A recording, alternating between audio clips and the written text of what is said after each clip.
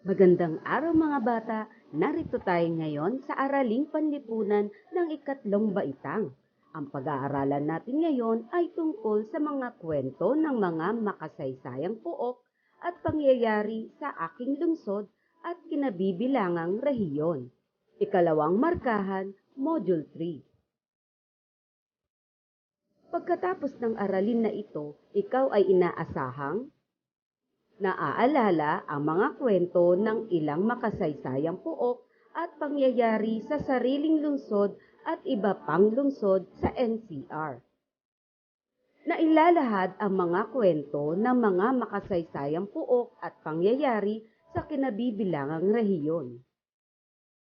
Naiuugnay sa kasalukuyang pamumuhay ng mga tao ang kwento ng mga makasaysayang pook at pangyayaring nagpapakilala sa sariling lungsod at kinabibilangang rehiyon. Bago tayo magpatuloy, magbalik tanaw muna tayo. Piliin mo sa loob ng kahon sa kanang bahagi ang iba't ibang pagbabagong naganap sa isang lugar. Isulat ang sagot sa iyong kwaderno. Narito ang inyong pagpipilian. A. Pagbabago sa mga tao. B. Pagbabago sa mga gawain. C. Pagbabago sa estruktura at kapaligiran. D. Pagbabago sa libangan. Bilang isa, noong unang panahon ang mga gusali ay gawa sa kahoy. Sa kasalukuyang panahon, ang karamihan sa mga gusali sa lungsod ay maraming palapag at gawa na sa mga bato.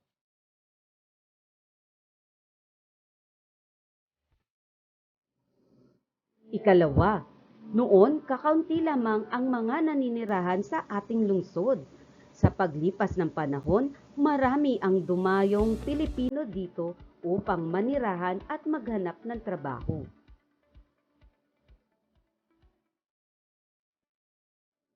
Ikatlo, noon ang pamilyang Pilipino ay sama-samang sinasalubong ang bagong taon sa kani-kanilang tahanan.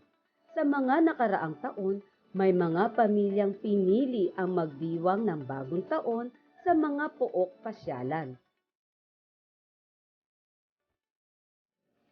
Ikaapat, noon makikita ang mga batang naglalaro sa kalye o lansangan na mga larong Pinoy tulad ng patintero, tagu-taguan, tumbang preso at iba pa.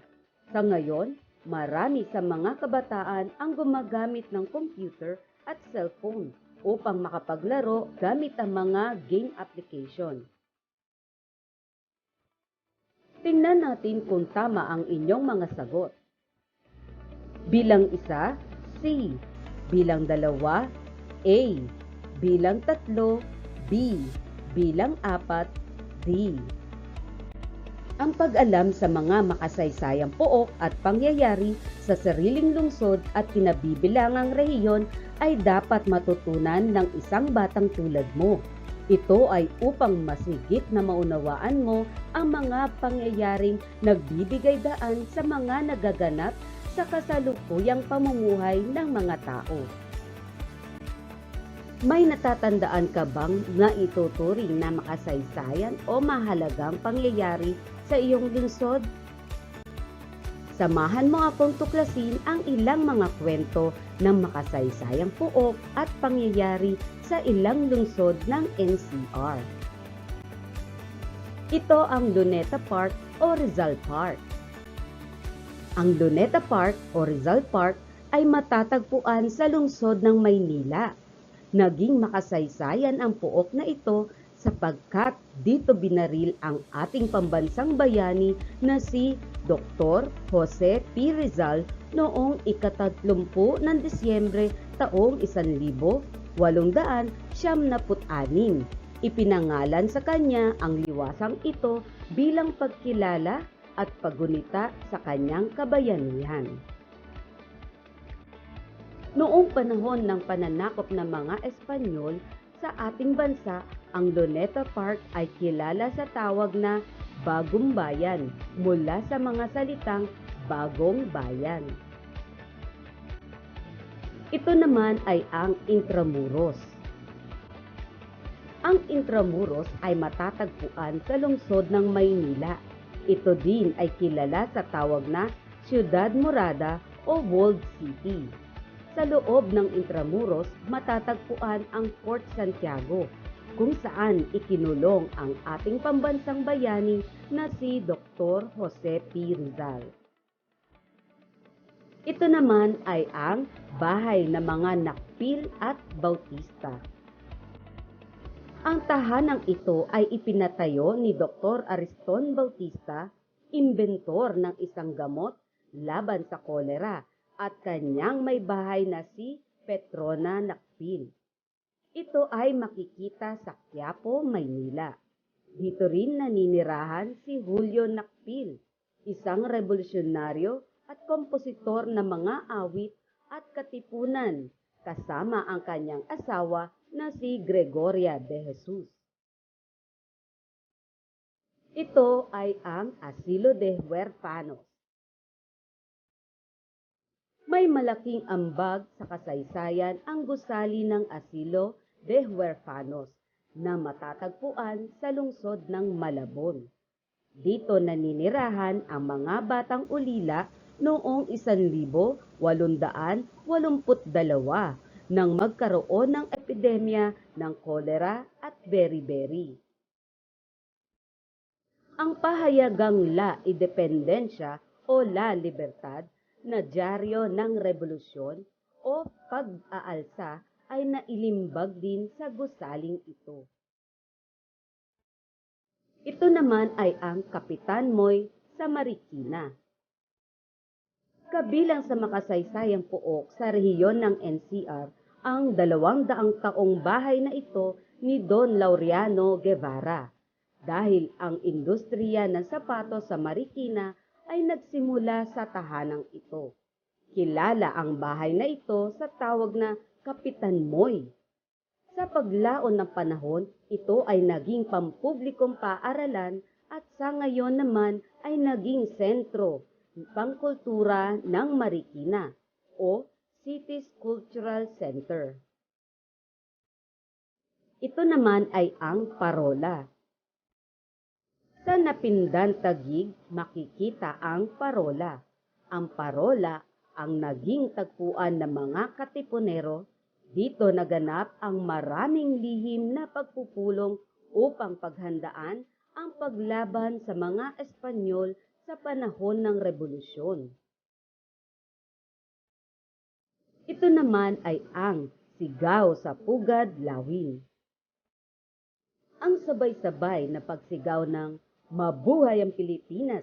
Mabuhay ang Katipunan!" kasabay ang pagpunit ng mga sedula ng mga katipunero ay naganap noong Agosto 23, 1876 sa lungsod ng Quezon. Ito ay isang makasaysayang pangyayari sapagkat ito ang hudyat ng pagsisimula ng paglaban ng magigiting na Pilipino sa mga mananakop na Espanyol. Ito naman ang San Felipe Neri Church. Ang pinakamatandang simbahan sa lungsod ng Mandaluyong ay ang San Felipe Neri Church. Naging makasaysayan ang lugar na ito dahil dito naganap ang labanan ng mga revolusyonaryong Pilipino at Espanyol sa panahon ng pananakop. Ngayong alam na ninyo ang mga makasaysayang pook sa rehiyon ng NCR, maaari na natin sagutan ang mga gawain. Gawin ito sa inyong kwaderno. Gawain 1. Sagutin ang mga sumusunod na tanong. Bilang 1, ano-ano ang mga pook o lugar sa inyong lungsod o kinabibilangang rehiyon ang may makasaysayang pangyayari? 2, paano maituturing na makasaysayan ang isang pook o lugar? 3, ano ang makasaysayang pook at pangyayaring naganap sa inyong lungsod at kinabibilangang rehiyon ang nais mong ikwento? Bakit? Gawain 2. Sa tulong ng nakatatandang miyembro ng pamilya, Pumili ng isang makasaysayang pook o pangyayari sa inyong lungsod. Gumawa ng isang tula tungkol dito. Gawin ito sa inyong kwaderno.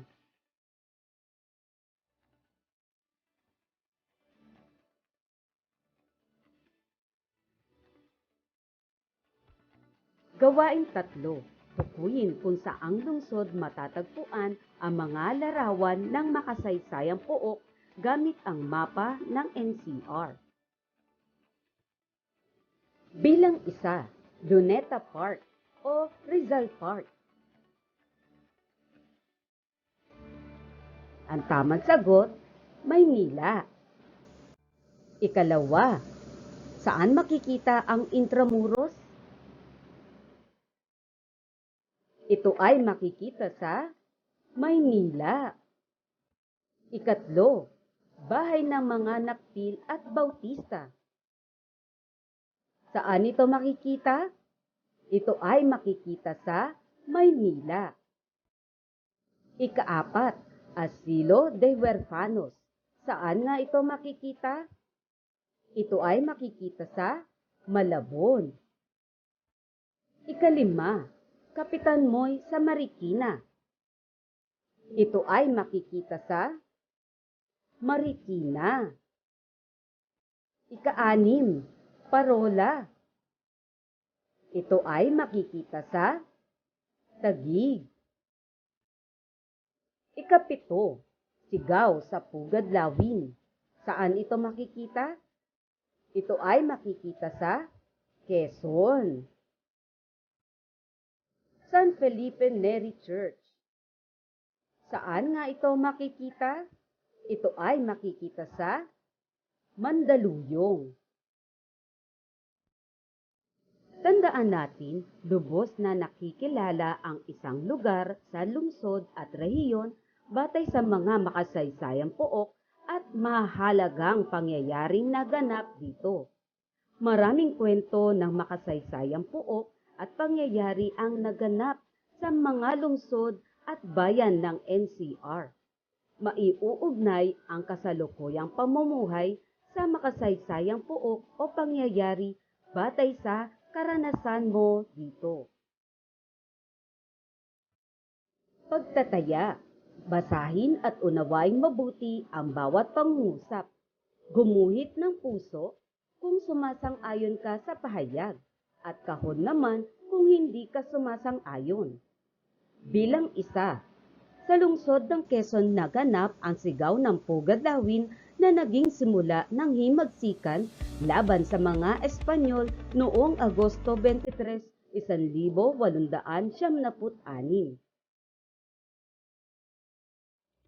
2, ang Kapitan Moy sa Marikina ay nagsilbing tahanan ng mga batang ulila noong panahon ng epidemya ng kolera at beriberi noong 1882.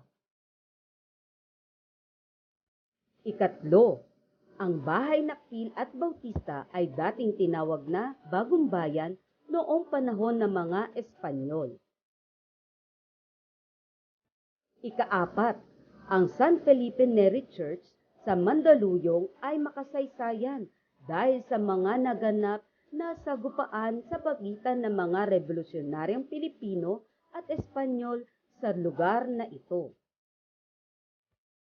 5, mahalaga ang pag-aaral sa makasaysayang pook at pangyayari upang maunawaan ang nagaganap sa kasalukuyang pamumuhay.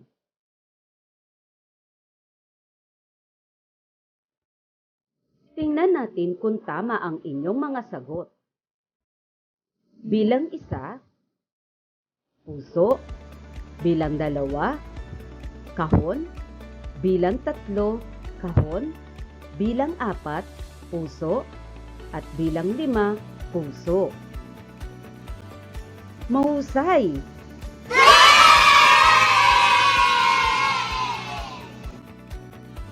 Maraming salamat mga bata. Hanggang sa muli!